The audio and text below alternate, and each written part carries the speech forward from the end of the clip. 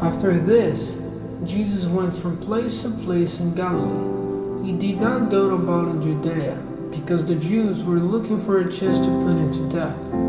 But the feast of the Jews, the Feast of Tents, was near.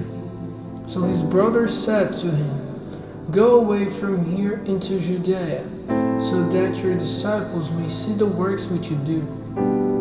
Because no man does things secretly if he has a desire that men may have knowledge of him.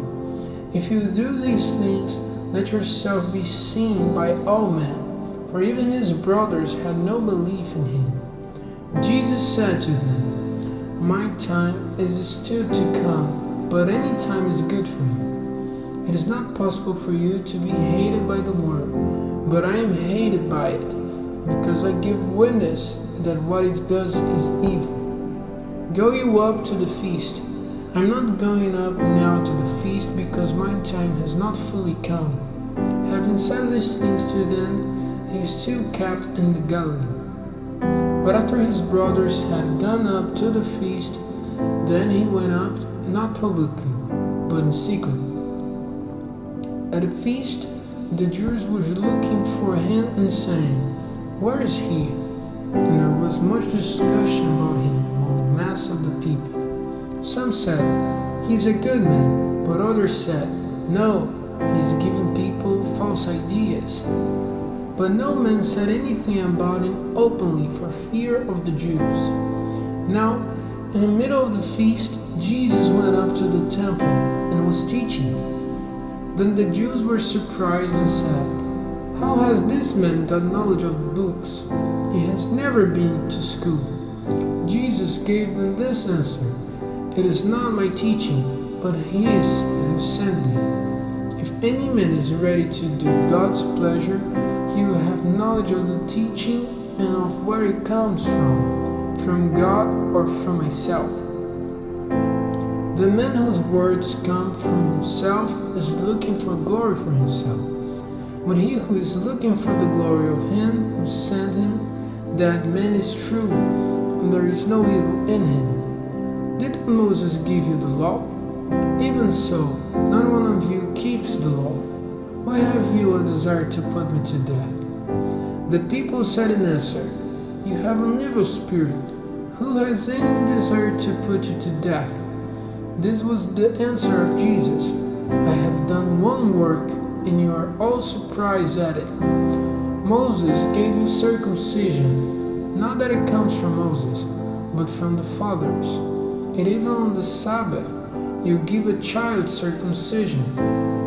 If a child is given circumcision on the Sabbath so that the law of Moses may not be broken, why are you angry with me because I made a man completely well on the Sabbath? Let not your decisions be based on what you see, but on righteousness." Then some of the people of Jerusalem said, "It's not this the man whose death is desired? And here he is talking openly, and they say nothing to him. Is it possible that the rulers have knowledge that this is truly the Christ? However, it is clear to us where this man comes from. But when the Christ comes, no one will have knowledge where he comes from." Then, when he was teaching in the temple, Jesus said with a loud voice, "You have knowledge of me, and you have knowledge of where I come from. And I have not come of myself, but there is one who has sent me.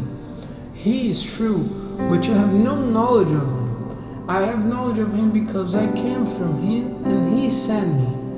Then they had a desire to take him, but no man put hands on him, because his hour was still to come. And numbers of the people had belief in him, and they said, "When the Christ comes, will he do more sign than this man has done?" This discussion of the people came to the ears of the Pharisees, and the chief of priests and the Pharisees sent servants to take him. Then Jesus said, "I will be with you a little longer, and then I go to him who sent me. You will be looking for me, and you will not see me, and where I am, you may not come." So the Jews said among themselves, "To what place is he going where we will not see him? Will he go to the Jews living among the Greeks and become the teacher of the Greeks? What is this saying of his? You will be looking for me and will not see me, and where I am you may not come. On the last day, the great day of the feast, Jesus got up and said in a loud voice, "If any man is in need of drink, let him come to me, and I will give it to him. He who has faith in me, out of his body, as the writings have said, will come rivers of living water." This he said of the Spirit which would be given to those who had faith in him. The Spirit had not been given them, because the glory of Jesus was still to come. When these words came to their ears, some of the people said, "This is certainly the prophet." Others said, "This is the Christ." But others said, "Not so. Will the Christ come from Galilee? Then the written says that the Christ comes of the seed of David and from Bethlehem, the little town where David was." So there was a division among the people because of him, and some of them had a desire to take him, but no man put hands on him. Then the servants went back to the chief priests and Pharisees, who said to them, "Why have you not got him with you?" The servants made answer, "No man ever say things like this man." Then the Pharisees said to them, "Have you, like the others, been given false ideas? Have any of the rulers believed in him, or any one of the Pharisees? But these people who have no knowledge of the law are cursed." Nicodemus, he who had come to Jesus before, being himself one of them, said to them, "Is a man judged by our law before it has given him a hearing and has knowledge of what he has done?"